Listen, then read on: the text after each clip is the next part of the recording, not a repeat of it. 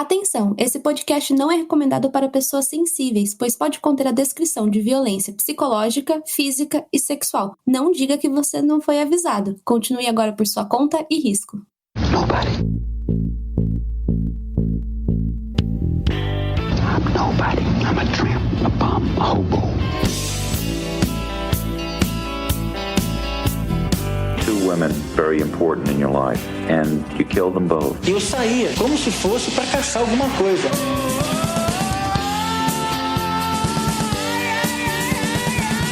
I got this fantasy. I started working out this fantasy online.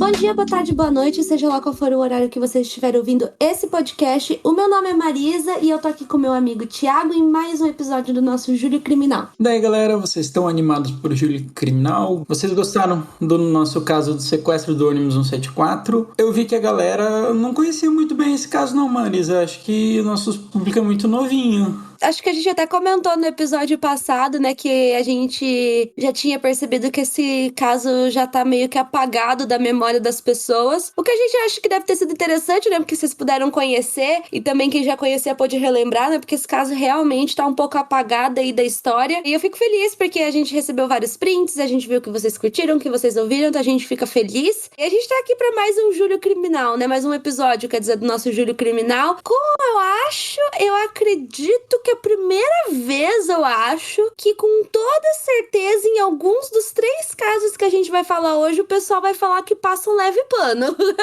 Vamos ver, né? Vamos ver.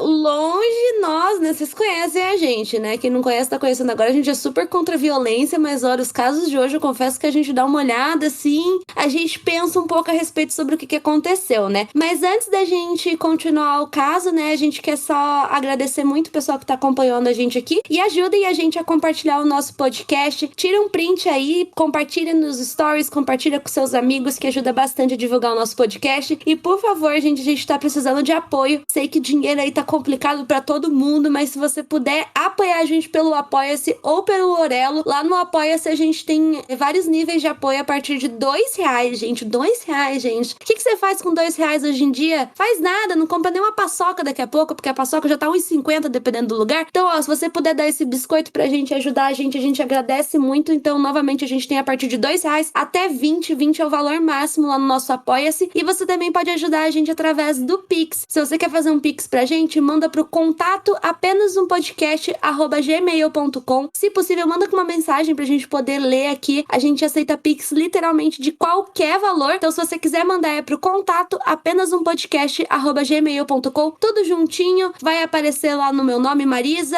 E é isso, né? E não esqueçam de também, caso você queira um agregador de podcasts que nos remunera, sempre tem Orelo. Quando você escuta por lá, você consegue dar alguns centavinhos pra gente, para que o nosso projeto fique mais sustentável. E também, se você ouve a gente pelo Spotify, dá 5 estrelas. E se você não ouve também, vai lá no Spotify, dá as nossas 5 estrelas. No Apple também, né? Dá 5 estrelas pra gente na Apple, que a gente sabe que tem bastante gente que ouve a gente por lá. E vamos pro caso. Vamos lá. Senator Martin, Dr. Hannibal Lecter. Então assim, gente, hoje a gente vai falar sobre 3 casos que são meio curtinhos, assim, mas acho que vai ficar um podcast do tamanho, assim, que eu sei que vocês gostam. E esses 3 casos de hoje, eles têm alguma coisa em comum, que é o fato de que a maioria dessas pessoas talvez possam ser consideradas justiceiros, porque eles tiveram como alvo, gente, pedófilos. A maioria desses casos vai ter pelo menos um pedófilo que vai morrer, ou então um estuprador, alguém que praticou algum tipo de violência contra as mulheres. Então, todos esses casos têm isso em comum. E a gente vai começar com o caso do Robert Mousley, que ficou conhecido como canibal de pedófilos. A gente já vai falar sobre essa história de canibalismo, vocês vão ver que é um pouquinho fake news. Mas antes da gente entrar nisso, né, a gente tem que saber, né, gente, que esse caso acontece lá na Inglaterra, em Liverpool, que vai ser onde o Robert vai nascer, no dia 26 de junho de 1953. E a família dele era bem pequena, né? Só apenas 11 irmãos, então eu acredito que devia dar aquele problema de família lá na hora do Natal, né, Marisa? Isso, eram muitos filhos, gente, imagina, eram 12 filhos ao todo. E o que acontece? Eram tantas crianças que os pais não tinham tanta condição assim de manter todos eles. Por conta disso, o Robert ele foi mandado para uma espécie de orfanato católico que ficava em Merseyside. E de acordo com ele, viver naquele orfanato era muito melhor do que viver na casa dele, porque a casa dele sempre tava um caos gigantesco e também era um ambiente que ele passava por muitas dificuldades, né? Porque os pais dele eram pobres. E lá no orfanato, né, que era Nazareth House, ele conseguia ter um pouco mais de conforto, um pouquinho mais de carinho e tudo que vocês possam imaginar. Apesar disso, pelo que parece, né, esse orfanato era um tipo de orfanato que caso os pais quisessem pegar o filho de volta, eles conseguiriam, né? E vai ser justamente isso que vai acontecer, né? Eventualmente ele volta a ter contato com os pais e por conta disso ele acaba voltando a morar com eles mais ou menos quando ele tinha 8 anos de idade. E o que acontece, gente? Que lá vai virar tudo um caos, literalmente, né? Dá pra entender porque que ele preferia morar no orfanato. Porque que vai acontecer? Então, os pais acabam tendo ele de volta, mas ele acaba sendo agredido, ele sofria alguns abusos, o pai batia regularmente nos filhos. O Maudsley, ele costumava levar surra a mais porque ele tentava proteger os irmãos. Eu acho que ele tinha bem essa questão do orfanato católico, de ter toda essa questão católica de defender os mais necessitados, e eu acho que ele acabava querendo defender e o pai dele ficava ainda mais violento com ele e dava ainda mais surras nele, né? Sim, tanto que fica bem claro, assim, que o Robert era o que mais sofria na mão do pai, era o que mais apanhava, tanto que ele vai sofrer um castigo que, de acordo com ele, vai ser um trauma gigantesco na vida dele, que vocês vão ver que vai até estar um pouquinho associado com o final dessa história, que vai ser quando o pai dele simplesmente tranca o Robert em um quarto por 6 meses. E nesse quarto que ele ficou trancado, a única pessoa que entrava de vez em quando era o pai, justamente pra bater no filho e de vez em quando levar alguma comida, alguma coisa pra ele. Claro que provavelmente ele recebia comida e água, senão ele não teria sobrevivido. Mas imagina, gente, uma criança ficar presa por 6 meses dentro de um quarto. Imagina o nível de estresse, de trauma, de tudo, né? E ele também tinha essa questão que ele já tinha visto como era o mundo fora disso, né? Como era um mundo mais estruturado. Então eu acho que muitas vezes a gente fala de eles não terem referências. E ele tinha essa referência de se não era um lar amoroso onde ele ficava, pelo menos ele tinha uma certa normalidade, né, Marisa? Ele tinha uma noção assim do que era um pouco normal, né? Porque eu acredito, né, gente, que com certeza morar num orfanato não é igual Chiquititas, não é uma coisa tranquila, não é uma coisa fácil. Porém, o Thiago tá rindo. Porém, né, ele mesmo dizia que lá era melhor do que morar na casa dos pais dele, né? Então, eu acho que de certa forma lá devia ser, com certeza, muito melhor do que ficar trancado 6 meses dentro de um quarto, né? Tanto que ele vai chegar num limite, assim, e durante os anos 60, quando ele ainda era adolescente, mais ou menos quando ele tava ali com seus 16 anos, ele decide fugir de casa. Só que o que acontece quando ele foge de casa? Ele acaba decidindo fazer programas, né? Porque infelizmente era a única forma que ele conseguia dinheiro mais rápido e ele tinha muita dificuldade pra conseguir emprego na época, então ele acaba fazendo esses programas e obviamente, né, um moleque que tinha 16 anos, as pessoas que contratavam os serviços dele eram homens que eram muito mais velhos do que ele. Tanto que, de acordo com ele, nessa mesma época ele acaba sofrendo um abuso sexual por um homem que era muito mais velho do que ele, e por causa disso ele acaba entrando no mundo das drogas, e aí que ele vai começar a desenvolver o ódio dele por pedófilos, basicamente porque ele também foi abusado, né? Ele foi abusado e vai ser por causa disso que ele vai desenvolver esse ódio grande, que eu acho que todas as pessoas, no fundo, pessoas normais também têm ódio, né? Mas ele acaba tendo um ódio ainda maior por pedófilos. Não vou dizer que é justificável, mas eu acho que é compreensível esse vício em drogas, sabe? Porque ele, às vezes, é uma forma de escape, né?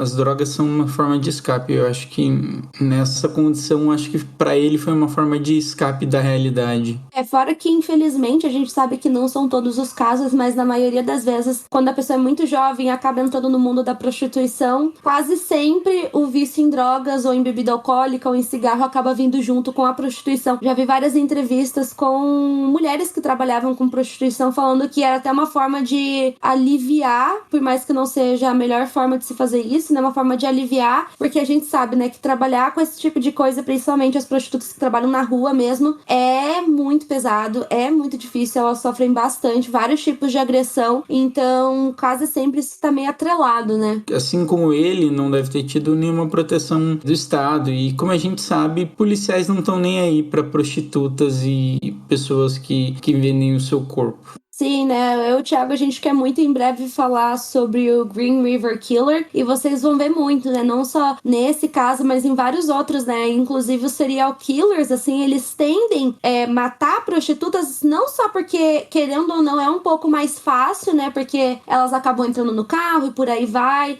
Não só porque é mais fácil atrair esse tipo de mulher, né? A mulher que trabalha com isso pra dentro dos carros e levar elas pra outro lugar, mas também porque eles sabem que a polícia vai cagar se eles encontrarem uma prostituta morta, o que é muito pesado, mas infelizmente a gente vê acontecer, gente. Cara, a quantidade de serial killers que tinham prostitutas como alvo é enorme, e a maioria deles sabiam que, tipo, a polícia não se importava muito com a investigação. Se vocês querem um exemplo disso, assistam Lost Girls na Netflix, que fala sobre o Long Island Killer, que vocês vão ver exatamente isso que eu falei, que foi um serial killer que até hoje nunca foi descoberto. Esse caso é recente, é lá de 2013, e a polícia cagou pra investigação porque o alvo eram garotas de programa, e inclusive isso é uma polêmica gigantesca lá nos Estados Unidos por causa disso, né? Mas voltando pro caso, né, esse ódio por pedófilos vai crescendo até que no dia 14 de março de 1974, mais ou menos quando Robert tinha 20 anos de idade, ele vai cometer o seu primeiro assassinato. A vítima dele foi um homem chamado John Farrell, que tinha 30 anos e que já havia contratado os serviços do Robert anteriormente, e nesse dia ele contratou de novo, tinha sido tudo normal, eles tiveram a relação sexual e por aí vai. E depois disso, esse cara do nada pegou algumas fotos de garotas muito novas, né, crianças, adolescentes. Essas fotos estavam dentro de uma caixa e mostrou pro Robert falando, né, do nada ele contou isso pra ele, contando que ele havia abusado sexualmente daquelas garotas. Imediatamente o Robert ficou furioso e não só partiu pra cima do cara, começou a bater bem feio no cara, quanto em seguida ele estrangulou ele até a morte, foi embora da casa. E aí o que acontece? Quando a polícia chega na cena do crime, eles começam a investigação, eles acabam apelidando essa vítima, né, o John Farrell, de vítima azul, por causa da cor que o rosto dele foi encontrado, porque ele foi tão agredido, tipo, mas tão agredido que o rosto dele ficou todo azul. Só que o que acontece? Basicamente o Robert logo em seguida ele se entrega pra polícia, ele mesmo se entrega, tipo assim, não dá nem 3 dias, assim, mais ou menos, ele já se entrega pra polícia,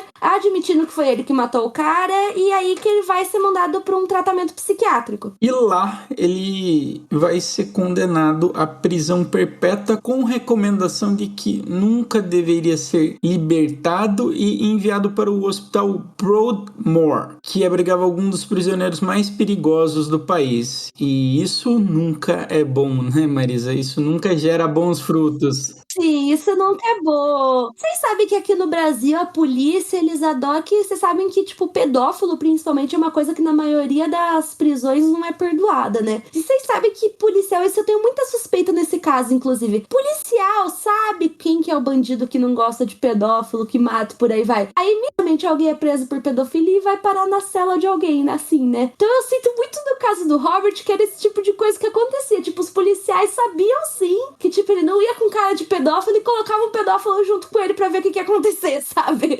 Assim, vamos ver no que vai dar? A gente já sabe, mas vamos ver. Vocês sabem que no Brasil isso acontece muito, muito, muito, muito. Tipo, muito, muito, muito. E também tem, esses dias eu vi no TikTok um vídeo de um cara que ele foi preso por pedofilia, ele abusou de uma menina de 10 anos, ele tava numa cela separada e dava pra ouvir os presos na outra cela, tipo, coloca ele aqui, coloca ele aqui. E os policiais, tipo, rachando o bico. Eu quero muito saber o que aconteceu depois, né? Eu tenho certeza que os policiais, quando eles puderem, eles iam colocar lá como se nada tivesse acontecido. Essa prisão / hospital que o Robert tava era meio que isso que eu falei agora, era tipo um hospital psiquiátrico, só que ao mesmo tempo era uma prisão. E o que acontece? Por vários anos o Robert se manteve longe de problemas, mas em 1977 ele tava dividindo a cela dele com um cara chamado David Cheeseman, e eles já dividiam cela fazia um bom tempo, até que do nada eles colocam um outro cara pra dividir cela com eles, chamado David Francis, que tinha 26 anos de idade e que tinha sido preso por ter molestado crianças, né, gente? Por ter estuprado crianças. crianças. Por isso que eu digo, gente, já tinha...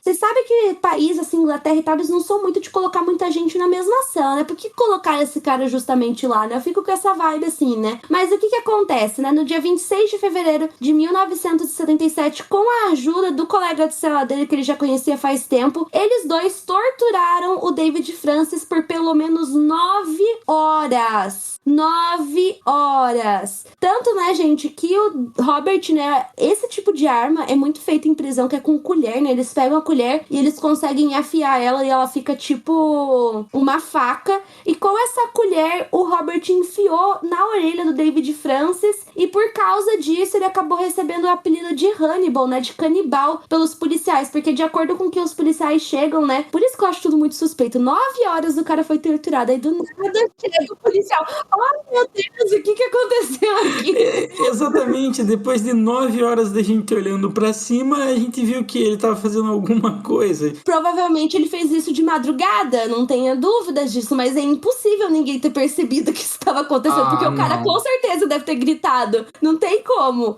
Podem ter amordaçado, mas sei lá, alguma coisa estranha devia estar. Pelo menos os colegas do lado, eu não sei como é que era essa prisão, mas eu acho muito difícil ninguém ter percebido nada durante 9 horas, gente. Fora que em prisão, assim, eles dormem e acordam muito cedo. Então, tipo assim, se você dorme, tipo, 10 horas da noite, que geralmente é o horário, 5 horas eles já estão em pé, em prisão. Então, tipo assim, é muito estranho, né? E de acordo com o que os policiais falam, quando eles chegaram lá, a cabeça do David Francis parecia um ovo quebrado, assim, porque tinha cérebro, assim, pra tudo quanto é lado, e tinha uma colher pendurada no meio do cérebro. Aí que criou-se um boato de que o Robert, os próprios guardas alegaram isso, que o Robert tinha comido partes do cérebro do David Francis, né? Por isso que ele acabou recebendo esse nome de canibal de pedófilos e por aí vai. Porém, se sabe hoje em dia que isso na verdade é uma grande fake news, porque na verdade ele só tinha feito essa arma mesmo. Eu já vi em vários casos, se eu não me engano, acho que na Fuga de Alcatraz eles fazem isso também, que é pegar uma colher e afiar pra virar uma faca. Essa é uma arma clássica, assim, em prisão. Tanto que tem muita prisão que acho que eles nem gosta muito de ficar dando talher de metal por causa disso. Então, assim, né? Por causa desse crime hediondo, eu não sei exatamente o que aconteceu com o colega de cela dele, mas o Robert, ele acabou sendo condenado por homicídio culposo e dessa vez ele foi enviado pra prisão de Wakefield, que é conhecida como a mansão dos monstros, porque, tipo, se ele já tava num hospital psiquiátrico / prisão, que as piores pessoas... Wakefield, gente, é quase San Quentin, assim, nos Estados Unidos, que eu sempre falo de San Quentin, né? Todo mundo vai pra San Quentin, é quase tipo isso. Então, tipo assim, era prisão assim, com os caras mais infames de todos. E eu acho, gente, que ele pegou gosto pra matar e logo depois, pensa, tudo isso que acontece com o David acontece no dia 26 de fevereiro de 1977. Em 29 de julho de 1978, ele vai atacar novamente, né? Tendo em vista que tem toda essa questão de processo até ele ir pra outra prisão, foi muito rápido. E eu vou ser sincera, gente, eu gostaria muito de saber como que os próximos eventos vão acontecer, porque eu não faço ideia de como que isso aconteceu. É muito difícil, não sei se o Thiago chegou a procurar bastante sobre esse caso, mas é muito difícil achar muitas informações. Eu sei que parece que tem um livro na gringa sobre ele, mas mesmo assim é um livro super underground, assim, não é muito falado. Por quê? No dia 29 de julho de 1978, ele vai matar 2 caras. Só que a parte bizarra é que pra ter matado esses caras, ele teve que sair da cela dele e entrar na cela desses caras. Então, tipo assim, como que isso aconteceu? Não foi um passeio no parque, né? Porque, tipo assim... A gente tá numa prisão de segurança máxima. Então, tipo, isso que é bizarro. E não é qualquer prisão. É prisão que tem, tipo, cela subterrânea. Tipo, não é uma prisão qualquer. Uma prisão que já era conhecida de segurança máxima. Então, é bem bizarro dele conseguir sair, né? Então, assim, a única coisa que eu consigo adicionar pra vocês é que, aparentemente, nesse horário que ele realizou esses ataques, era mais ou menos no período da noite, né? Porque vocês vão ver que no finalzinho, ele vai se encontrar com os carcereiros e policiais que estavam lá. Só que é bizarro, porque parece que os carcereiros estavam numa outra sala. Todos eles estavam lá. Então, tipo assim, é muito esquisito, gente, como que isso aconteceu. Por isso que eu acho que certas coisas assim, a própria polícia meio que cooperou pra acontecer. Porque, cara, como que ele ia sair da cela dele, entrar na cela de outra pessoa? O Thiago já vai falar das vítimas. Vocês vão ver que é uma coisa, gente, que não vai ser muito rápido pra acontecer, né? Então, nesse mesmo dia, ele vai matar mais 2 pessoas. E qual que é a primeira vítima? vítima. O Selney Darwood, que tinha 46 anos, ele estava cumprindo prisão perpétua pelo assassinato e grave violência doméstica da sua esposa. E o outro é o William Roberts, de 56 anos, que também estava cumprindo 7 anos por agressão sexual a uma menina de 7 anos. É novamente que o perfil continua, né? Pedófilos e violência doméstica também, né? Porque eu acho que com certeza se os filhos apanhavam, a mãe dele com certeza devia apanhar também. E também tem aquela coisa da violência doméstica que ele sofria, né? Então ele devia ter alguma raiva reprimida sobre isso.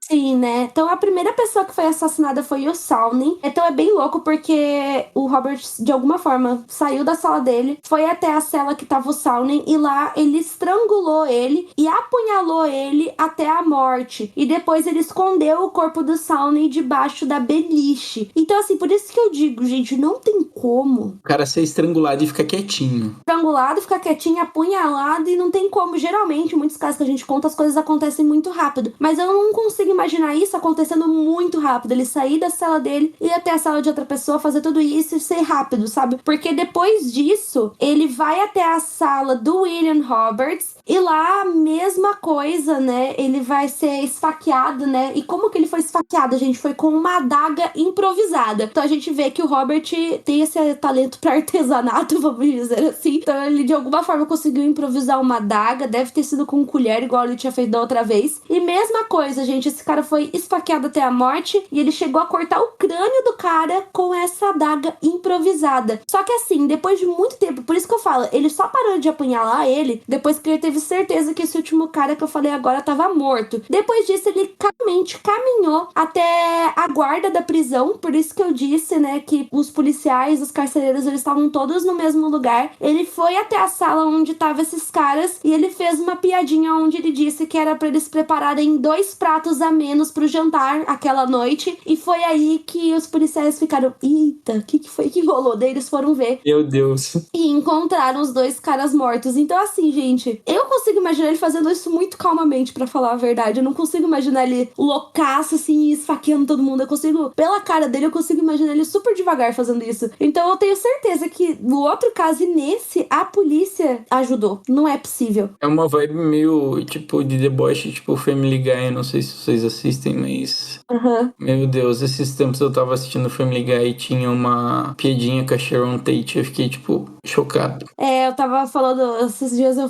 fiz a live, eu tava falando sobre Columbine, daí eu acabei contando, né, que o criador de South Park também estudou em Columbine, daí o pessoal começou a comentar, gente, o que Columbine tá fazendo com a mente das pessoas?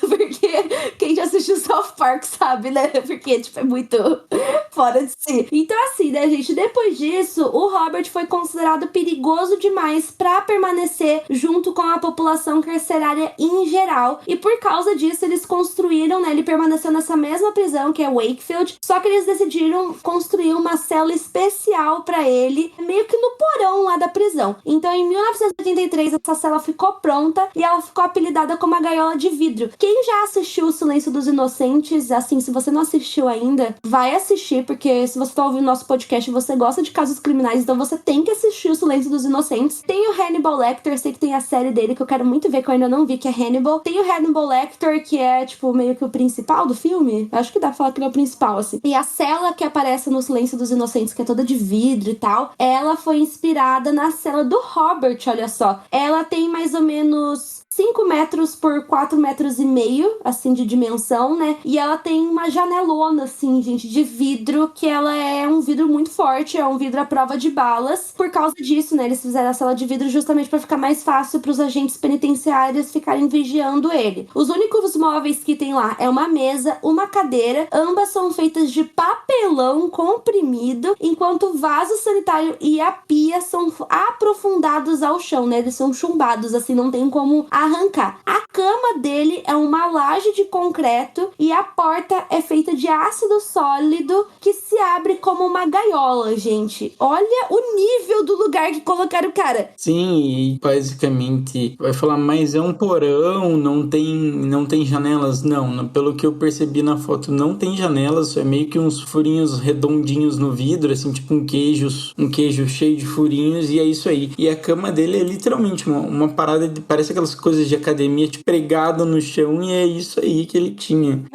Não sei se você assistiu O Silêncio dos Inocentes, mas é muito parecido com a cela do Hannibal Lecter. Faz tempo que eu assisti. Nossa, É muito parecido. Eu acho que no Google, gente, se vocês procurarem Howard Mosley, Sally, por aí vai, aparece a comparação das duas, é muito parecido. E assim, gente, ele ainda tá vivo, tá? Ele tá com 69 anos. E ele fica preso nessa cela por 23 horas por dia. Ele só é liberado 1 hora por dia pra fazer algum tipo de atividade física. Provavelmente fazer o banho de sol, né? Porque tem que fazer e por aí vai. E assim, eu confesso que eu fico até um pouquinho, não sei, acho pesado demais, assim, porque o que acontece, né, gente? Mais ou menos por volta dos anos 2000, o Robert tentou entrar com uma ação pra que pelo menos suavizassem um pouco mais a sentença dele, né? De qualquer forma, que talvez ele pudesse ficar um pouquinho mais de tempo fora, algum tipo de coisa. Ele chegou até mesmo a pedir um animal de estimação, como por exemplo um papagaio, porque ele tava muito sozinho lá, ele queria alguma companhia, e de acordo com ele, nem os agentes penitenciários conversam com ele, então, tipo, ele literalmente não conversa com ninguém. E além disso, ele já tentou se matar várias vezes, mas ele não conseguiu. E de acordo com ele, né, foram poucas as vezes assim que as pessoas conseguiram falar com ele. Ele falou que ele se sente muito solitário e por ele ficar muito tempo sozinho e ninguém conversar com ele, isso tá impactando a fala dele. Então ele não consegue falar direito atualmente, porque eu acho que provavelmente ele não deve nem falar sozinho. Eu ia ficar falando sozinho o dia inteiro se eu fosse ele, né, mas provavelmente ele não faz isso. Eu acho que provavelmente as cordas vocais, elas vão meio que atrofiando, não sei, que nem o músculo, né, gente? Vai parando de usar uma hora, fica ruim pra usar de novo, né? E de acordo com ele, né, ele mesmo disse: eu vejo isso em parte como uma volta à minha infância e voltar ao quarto onde estive detido por 6 meses, o que me atormenta. Então, toda essa prisão dele lembra muito o castigo que ele sofreu quando ele era criança, né? Então, tipo, começou de um jeito e terminou de outro. Porém, recentemente eu tava falando desse caso numa live lá no TikTok, né? Daí eu fui pesquisar porque eu não tinha certeza se ele ainda tava vivo, né? Daí eu fui ver se ele ainda tava vivo e eu achei uma reportagem sobre ele. Já tá há 47 anos nessa cela, que é tempo pra caramba. Ainda mais gente que é solitária, praticamente ele tá numa solitária, né? E a solitária geralmente ela é aplicada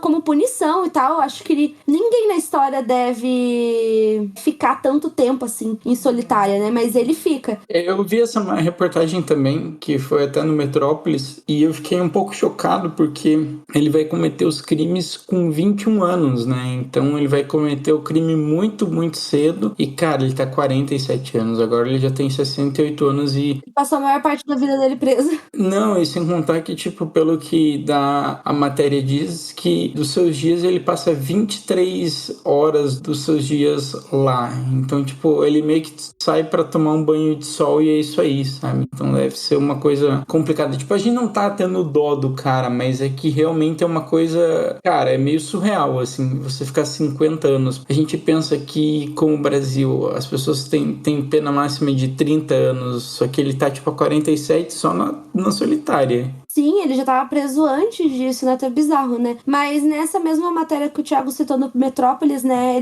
Ela cita uma carta que um sobrinho dele recebeu e parece que aos poucos ele meio que... Ele fala que ele tá feliz agora, mas eu não acho que ele esteja feliz. Acho que ele já, com certeza, né? Depois de 47 anos, ele aceitou a situação que ele está, né? E ele fala que atualmente, assim, até que ele tá feliz, já tá meio que se acostumado com essa vida dentro da cela e que, na verdade, ele acha até que se ele fosse solto, assim, voltasse pra prisão, ele ia continuar matando, né? Desculpa, Marisa, mas eu acho que a gente tem que ter essa parte no podcast que é os comentários. Eu acho que, cara, os comentários... Tem 3 comentários aqui. Primeiro, esse é fichinha perto do Pedrinho Matador. Se matar pedófilo, tá tudo certo. Pode soltar. Transfere para Bangu 1 ou para Papuda que a marra dele termina em 1 semana. Ai, gente. Tem uma entrevista do Richard Ramirez, eu vou citar o Richard Ramirez agora, no comments. Ele só fala isso a entrevista inteira, eu vou falar a mesma coisa, no comments. Sem comentários. Pior erro que você pode fazer é entrar no R7G1 e ver os comentários, gente. É pior do que Kawaii, é pior do que Twitter, é um portal pro inferno mesmo, né, gente? Closer, please. Closer. Vamos pro próximo caso, que vai ser um caso, assim, que... Assim, gente, não vai acontecer nenhum assassinato, mas é muito parecido com o caso do Robert, eu achei. É tipo o filho dele, que é o Jason Vukovich, que nasceu no Alasca, numa cidade chamada Anchorage, não sei, gente. Anchorage, no Alasca. Não tô afim de inglesar, gente. Tô de férias, não vou dar aula de inglês mais. Então, no dia 25 de junho de 1975, ele nasceu. Ele era filho de uma mãe solteira, mãe solo, né, como falam hoje em dia, antes que eu seja cancelada. E depois de alguns anos, essa mãe acabou se casando com um outro cara chamado Larry Lee Fulton, que era um namorado que ela tinha na época, e depois disso eles acabaram se casando. De acordo com o Jason, os pais dele eram cristãos fervorosos e iam de 2 a 3 vezes por semana na missa, né, gente? Nos cultos de pregação e por aí vai. Aos poucos, ele começou a sentir muito medo do padrasto dele, porque todas as noites ele dizia pra mãe, né, do Jason que ele iria orar junto com o Jason, só que na verdade ele estuprava o Jason. Então olha só, né, gente? Acho que a gente pode dizer que é um típico cidadão de bem, né? Porque todo mundo achava que esse cara, né, que era o Larry, padrasto dele, era uma pessoa muito gente boa, porque ele ia na igreja, ele era muito ativo, ele era muito religioso, entre aspas. Então muita gente achava que ele era muito gente boa e por aí vai. Só que na verdade quase todas as noites ele ia pro quarto do Jason pra estuprar ele. E além disso ele praticava várias agressões físicas contra ele, como surras de cinto e com pedaços de madeira. E o Jason já falou que ele chegou a apanhar de uma cruz feita de madeira. Então, tipo assim, era uma coisa bem pesada. E o que acontece? Por volta de 1989, o Jason decidiu denunciar o Larry. Ele foi sozinho, ele era super adolescente, eu acho que na época, eu não sei. Ele decidiu denunciar ele pra polícia, só que o que aconteceu? Nada. Se eu não me engano, o Larry ele foi condenado a, tipo, meses de prisão, mas no final das contas ele acabou meio que sendo isentado, assim, de qualquer punição. Só de pensar que ele foi, digamos, condenado, o Larry Lee Fulton, ele vai ser condenado em 89, tipo, isso daí tem 14 anos, então ele deve ter, pra, tipo, o processo e tal, vamos dizer que foi rápido, que demorou um ano só, ele teria, tipo, 13 anos pra fazer isso, e meio que a galera não deve ter dado credibilidade nenhuma pro garoto, né?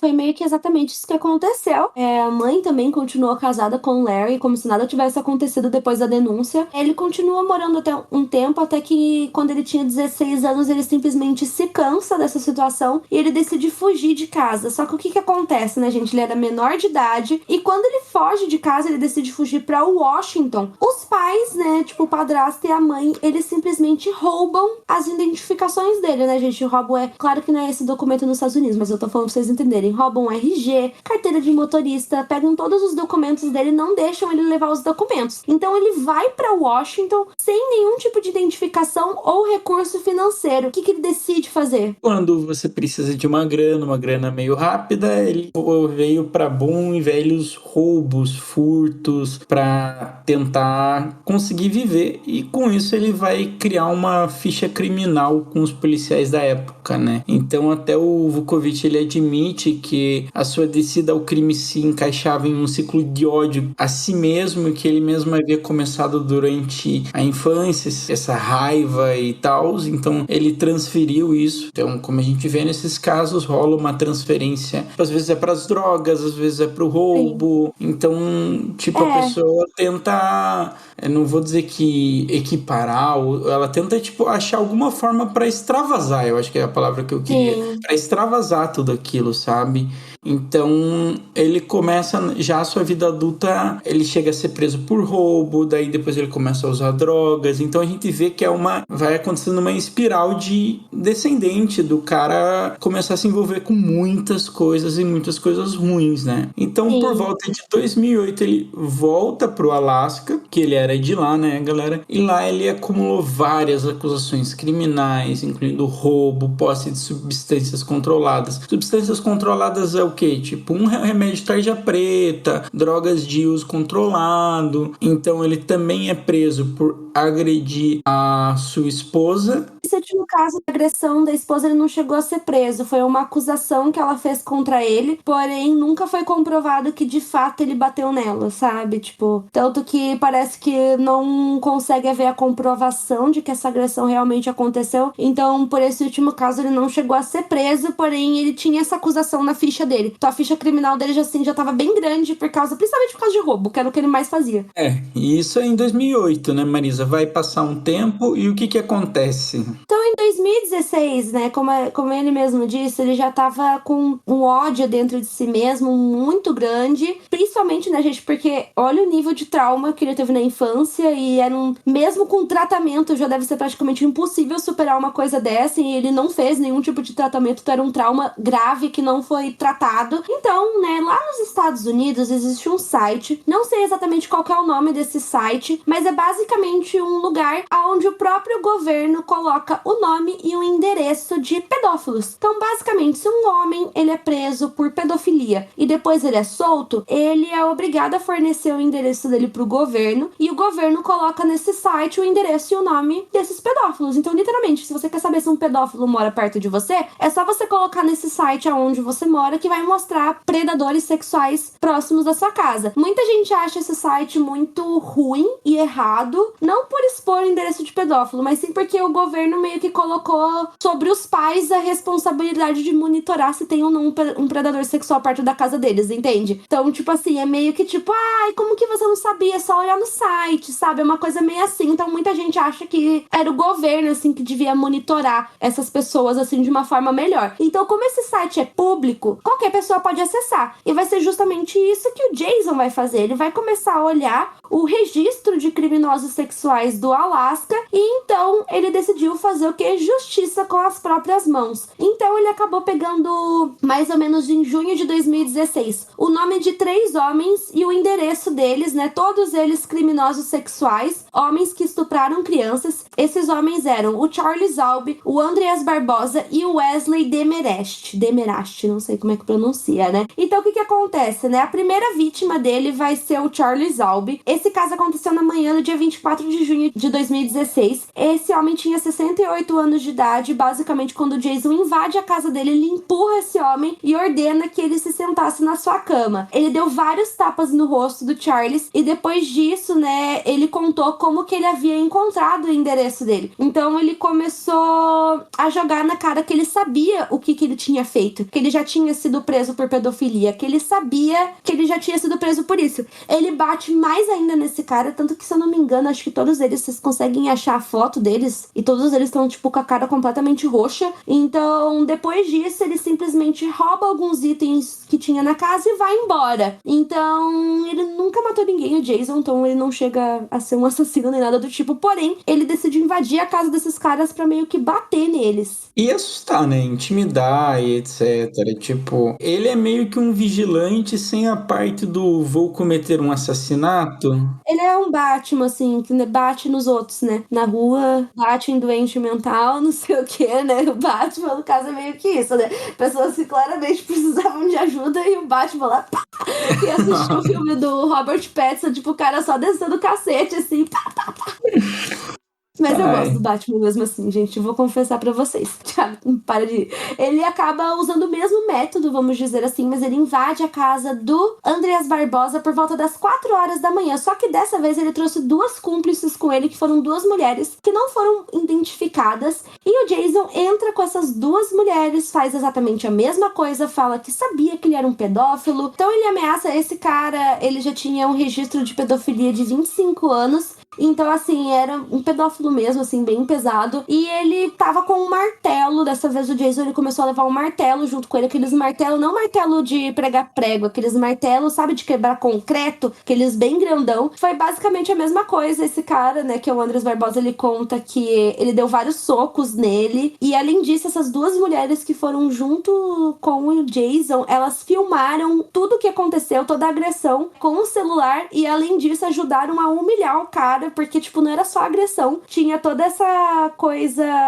da humilhação também, que ele fazia a vítima passar. Pressão psicológica, toda dessa, tipo, humilhação, vergonha, ter pessoas pra assistir, pra colocar você pra baixo, pra dizer, ó, tipo, todo mundo tá vendo, a gente conhece. É pressão psicológica, sabe, gente? Então acontece a mesma coisa, ele junto com essas mulheres, eles roubam vários itens da casa, incluindo o caminhão que esse cara tinha, e o próprio Jason falou que ele tava roubando aquelas coisas pra cobrar o que ele devia, basicamente isso, né? E o que acontece, né? Depois disso, o próximo caso, que vai ser o do Wesley, vai ser a mesma coisa. Ele vai invadir a casa desse homem por volta da 1h da manhã. Esse cara, se eu não me engano, acho que era o mais idoso de todos. E dessa vez o nível de violência foi intensificado. O Jason tava sozinho, ele entrou na casa à força, ele pediu pro cara deitar na cama dele, o cara disse que não. Depois ele pediu pro cara ficar de joelhos e o cara disse que não de novo. E ele bateu assim, gente, um monte.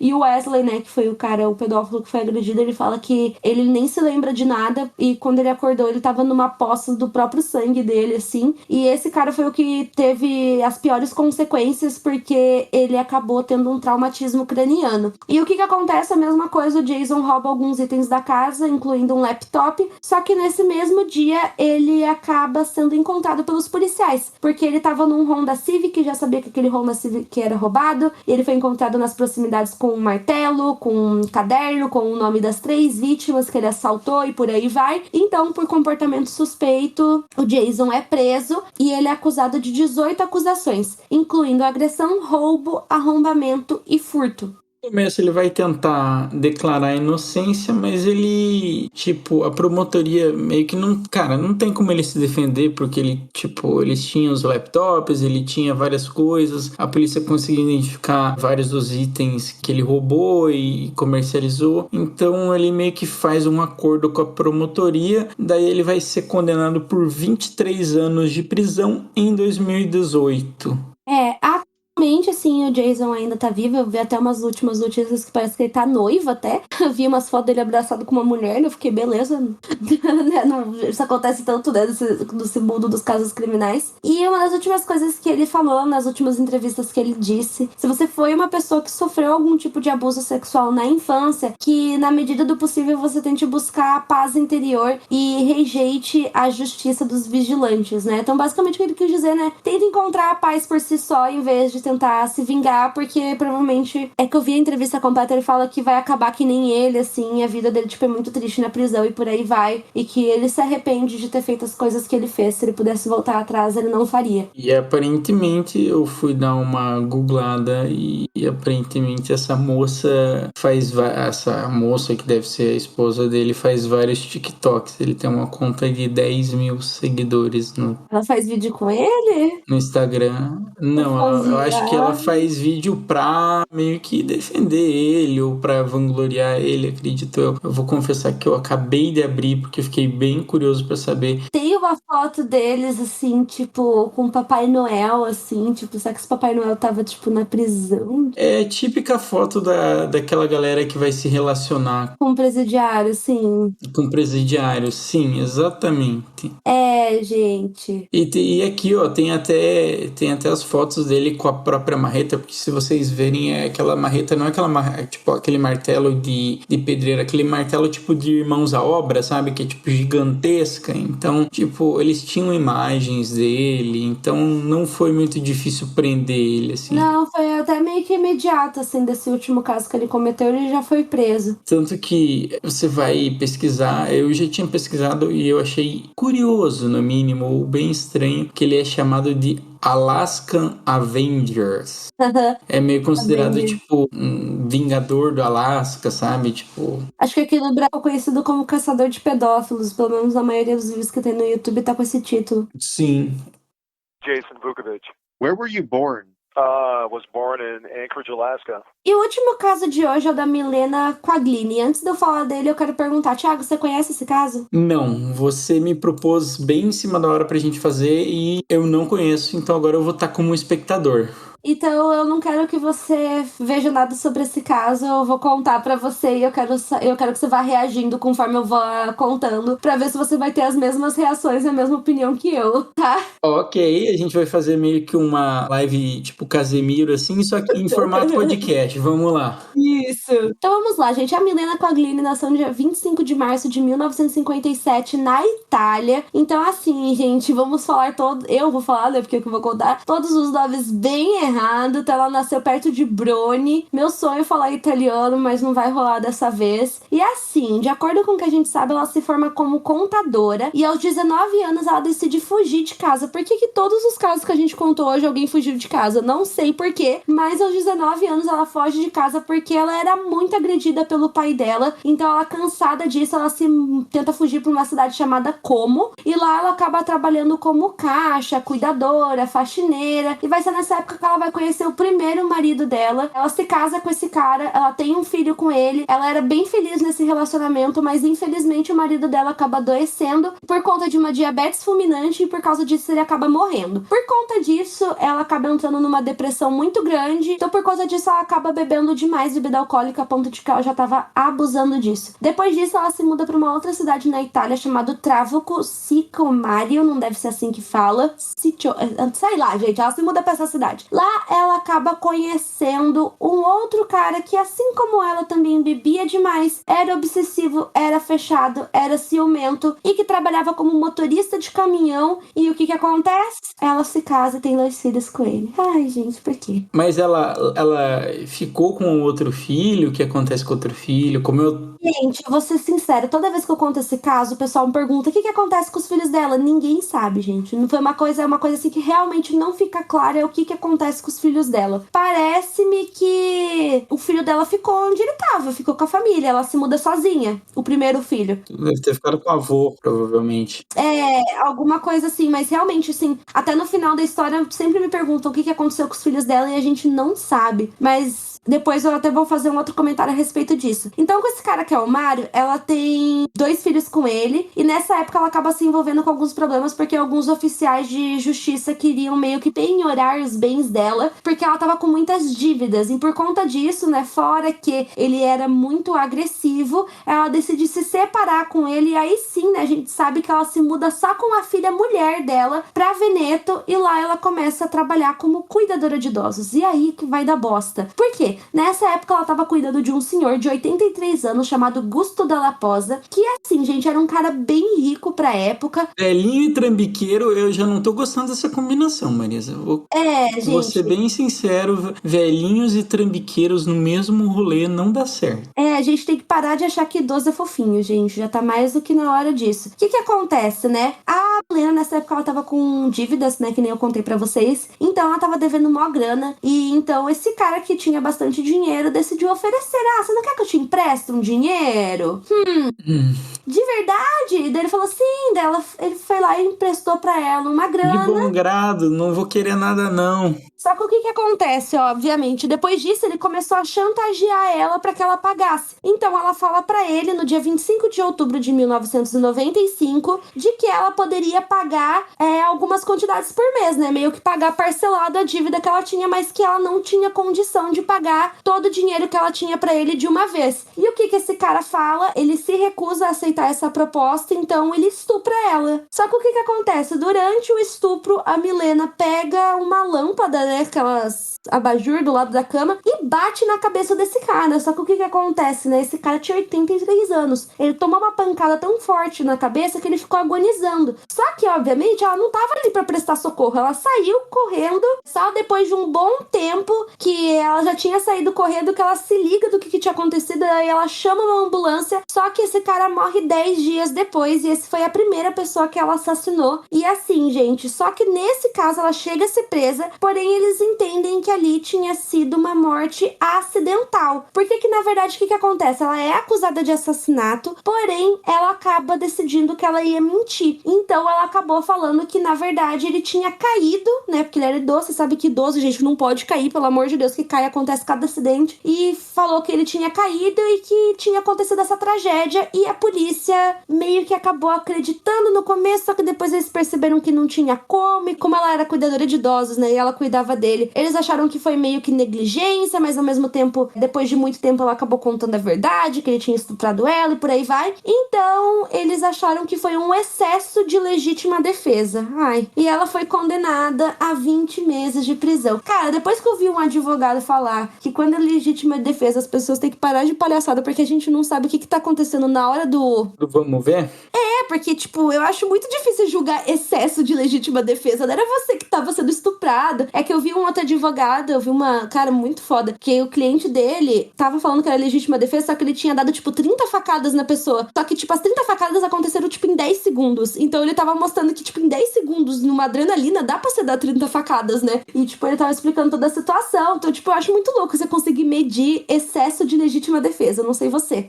Bom, ó, só pela questão do abajur, eu já imagino que, tipo, eles devem ter visto aquilo e olhado, isso é fisicamente impossível, ele não tem como ter caído, eles devem ter pensado que forma ele caiu, então eu acho que ela teve que abrir o bico. Só o meu especulômetro aqui, porque realmente, esse caso, eu tô no vazio. Mas, depois desses 20 meses, o que acontece, Marisol? Ela nem chega a ficar os 20 meses completo. Fica presa e depois que ela é solta, ela decide voltar com o ex-marido dela, aquilo lá que eu disse que era bem cuzão, que era o Mário. E assim que eles voltam, eles já começam a brigar demais. E ela volta a beber bastante, tomar antidepressivo, até que no dia 2 de agosto de 1998, depois de uma briga, ela tava num estado muito forte de embriaguez, e de acordo com ela tava cansada, porque quando a gente fala briga, a gente não tá falando só de briga, ele fazia violência doméstica contra ela, sim. Ele batia muito nela, ele era muito agressivo, muito instrumento, assim, bem cara tóxico mesmo. E nesse dia, ela tinha bebido bastante, então ela acabou enforcando o marido dela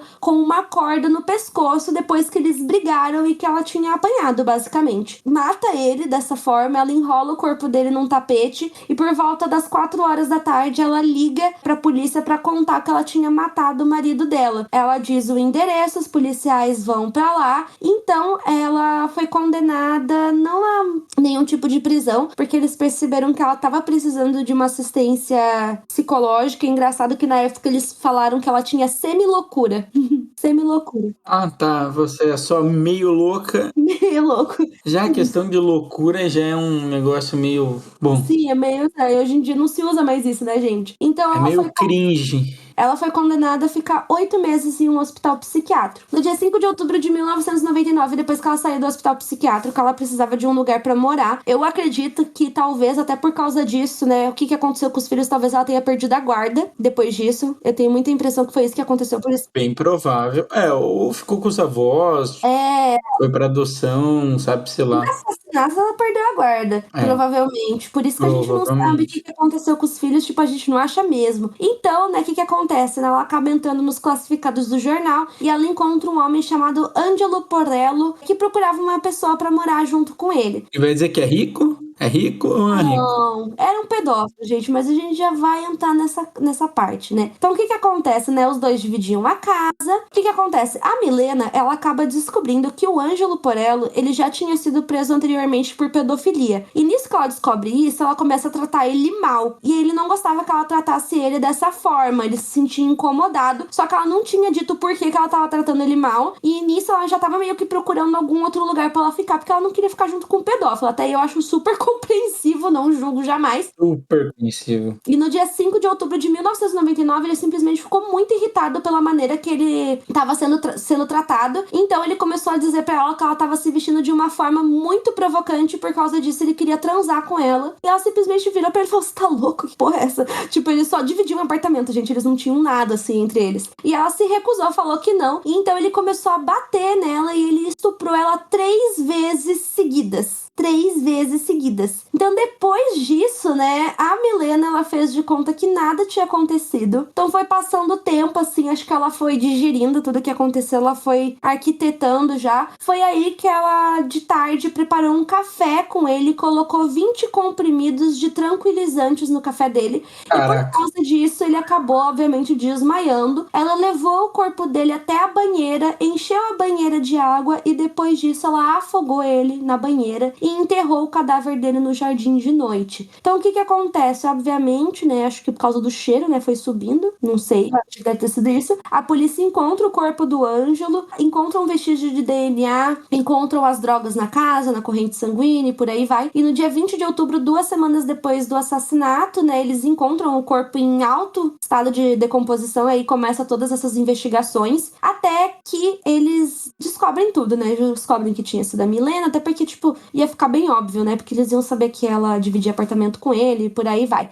então, né, gente, ela foi presa, só que ela nunca chegou a receber a pena dela em si, porque a justiça italiana, eles ficaram muito divididos sobre o que fazer com ela. Ela ia ser condenada, só que eles não sabiam se ela deveria ir pra uma prisão convencional ou ir pra um hospital psiquiátrico, né, meio que parecido com o caso do Ed Gein, eles não sabiam, porque ela acabou sendo diagnosticada com um caso muito grave de depressão. Na prisão, ela ficou numa prisão preventiva, ela chegou a fazer pinturas e por aí vai. Porém, no dia 16 de outubro de 2001, ela acabou se matando na cela dela, ela pegou o lençol e se enforcou, e ela acabou morrendo. Na verdade, ela nem morreu na hora, um policial ouviu o barulho e por aí vai, encontrou ela agonizando por ela ter se enforcado, e ela morreu no pronto-socorro por volta das 2h15 da manhã. Então, essa foi a história da Milena. Ela foi muito comparada, inclusive, com a Aileen Wuornos, que é uma outra serial killer que a gente já contou aqui por toda essa questão dela ter matado os abusadores dela. E eu quero saber o que você, Thiago, achou depois de eu contar esse caso. Momento 5 centavos. 5 centavos. É difícil ter uma noção rápida de falar, mas, cara, como ela sofreu, e, tipo, tudo bem, ela não é nenhum anjo, mas é aquela coisa, sempre foi ação e reação, né? Ela nunca ativamente matava a pessoa, porque existem tipos de perfis criminais. A gente vê que tem alguns criminosos que tem a questão do gatilho, tem alguns criminosos que, tipo, dá um estalo na cabeça dele, ele começa a virar aquele cara. E nesse caso a gente viu que os três foram uma questão reativa de violência sexual, violência doméstica e violência sexual. E tudo bem, ela foi, digamos, bem vingativa, como a gente viu no último. Ela colocou o cara numa banheira, deu tranquilizante, enterrou o cara no jardim. É aquilo, eu já não fico me pensando por que já no primeiro caso, quando ela cometeu o crime contra o senhor de idade, ela já não foi para uma clínica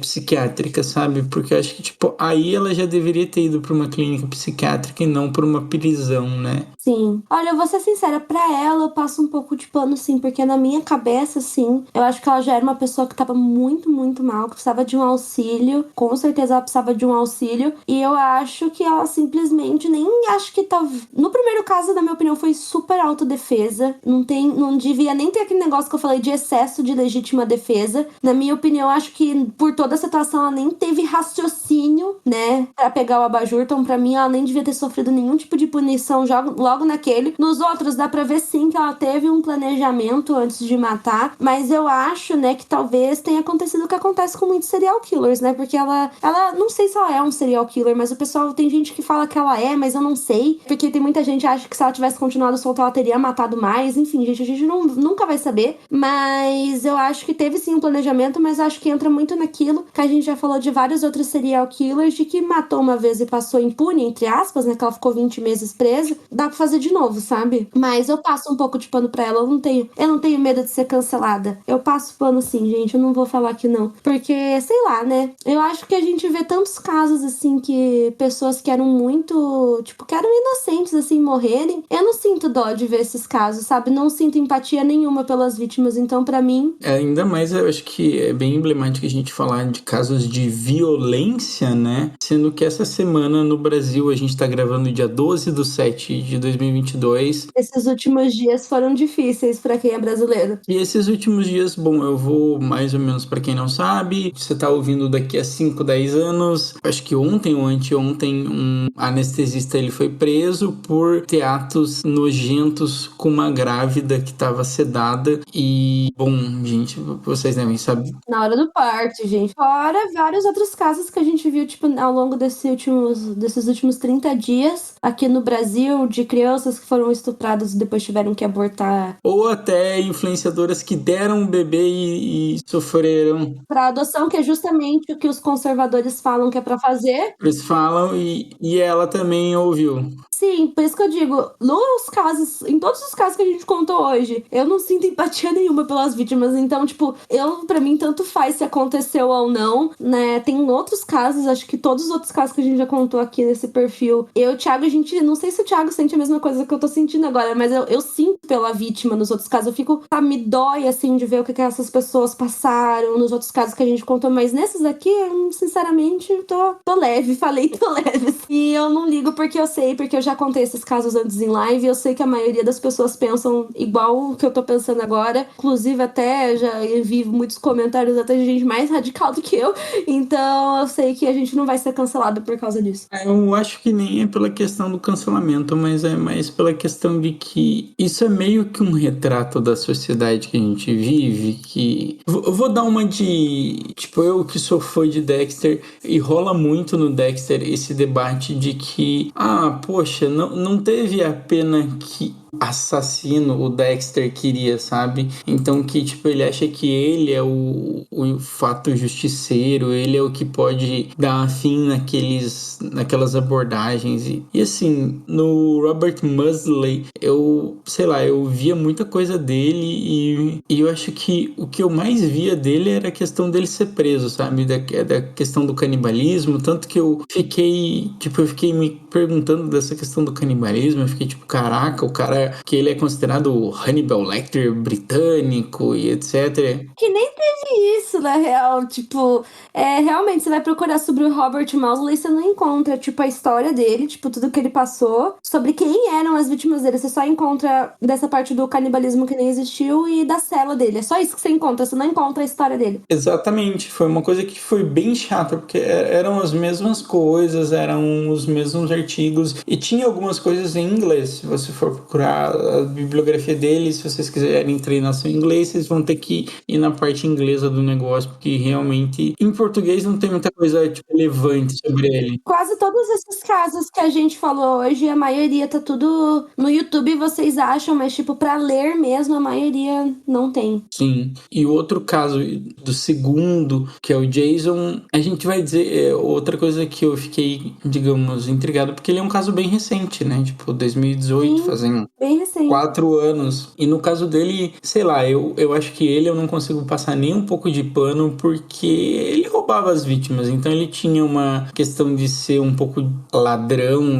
Não sei se ele fazia isso porque ele gostava, porque ele achava legal, mas sei lá, esse eu não consigo passar pano não, eu não consigo... E essa coisa de ter pedófilo, digamos, ter uma lista de pedófilos perto e tal, cara, eu acho que como a Marisa já falou, eu acho que deveria ter alguma, sei lá, não sei se uma tornozeleira eletrônica, eu sei que essas pessoas, tipo, pagaram pelos crimes e etc. O problema é que muitos psiquiatras são um debate muito grande, é que a maioria dos psiquiatras acham que pedófilos não tem cura, né? É considerado uma doença. E então, por isso que é muito perigoso. Essas pessoas, elas têm que ser monitoradas, tem que ver se tá fazendo tratamento, tem que ver muita coisa. Eu acho muito, tipo, sabe, parece muito o que eu vi todo mundo falar, que parece que é uma vibe, tipo, que joga a responsabilidade sobre os pais, de ver se tem um pedófilo ou não, sendo que eu acho que quem devia fazer esse monitoramento é o governo. Só que eu acho meio, tipo, injusto, por exemplo, por mais que, tipo, Jason, sim, ele roubou e tal, mas eu tenho certeza que a pena que ele recebeu foi maior do que a desses pedófilos pra estar solto, assim. Então, tipo, é meio foda isso, que nem o outro que a gente viu lá no Robert Musley, o pedófilo tava preso 7 anos, ele foi acusado, sabe? É meio, tipo, engraçado como que ter essa diferença, assim, de pena, assim, sabe? Porque não estou falando só desse caso, é que eu vi no TikTok esses dias, uma conta falando sobre mulheres lá nos Estados Unidos que mataram o pedófilo delas, né? Tipo, meio parecido com o caso da Milena, assim, no ato, assim, sabe? Estupraram, logo em seguida foi lá e matou. E, tipo, cara, as mulheres pegaram prisão perpétua, tipo, e eu fico pensando quantos anos o cara, se ele tivesse sido preso, pegaria, sabe? Tipo, eu acho meio injusto certas coisas, sabe? Tipo, eu fico pensando assim, porque eu tenho certeza que se o cara tivesse estuprado e sido preso, ele não teria pegado prisão perpétua, sabe? Sim, E muito complicado essas coisas, gente. Só para, digamos, não deixar em branco, caso você saiba de alguém que sofre violência sexual, vocês têm meios de denunciar. Eu não sei o canal ao certo, eu acredito que é o negócio de... É o 188? Então, eu não sei, eu fiquei procurando... Ah, não, 188 é o Centro de Valorização à Vida, que é o CVV, né? Mas fica a dica aí, né? Se tá precisando desabafar, se não tá se sentindo bem, você pode ligar no 188 que eles te atendem. Às vezes demora um pouquinho, mas fica na linha ou no chat pelo site da CVV, eles te atendem, que é o Centro de Valorização à Vida. Lá eles podem até te ajudar com isso, mas eu sei que tem um disque que é só pra violência contra a mulher. mulher. O Disque 100 é para os direitos humanos, que eu acho que aí deve se encaixar abuso infantil, ou qualquer tipo de abuso. E tem um 180, que é especificamente para atendimento à mulher. Então, caso você conheça, você queira denunciar, tá aí os números para direitos humanos, Disque 100, e para específicos para mulheres é 180. E denunciem, galera. Sim, é muito importante. Mesmo que seja você ou seja uma pessoa que você conhece, às vezes a pessoa ela não tem coragem de fazer isso, mas vocês podem fazer, é anônimo, nunca vão saber que foi você. E faça, gente, ajudem alguém. Pelo menos no Brasil, a grande e triste realidade é que, na maioria das vezes, quem é o abusador é uma pessoa da família. Tipo, sei lá, é 70%, 80% das vezes. Então, é um número bem grande e a pessoa tá mais próxima do que você imagina, sabe? Então, tomem cuidado e denunciem. Acho que a gente vai terminar nessa toada mais triste, porque o podcast é realmente sobre isso, né? Porque esses são os vigilantes justiceiros, mas teve alguém que sofreu na mão desses caras aí, né? E acho que a gente tem que lembrar disso. Acho que é isso. Falou, galera! Tchau, pessoal. Até a próxima.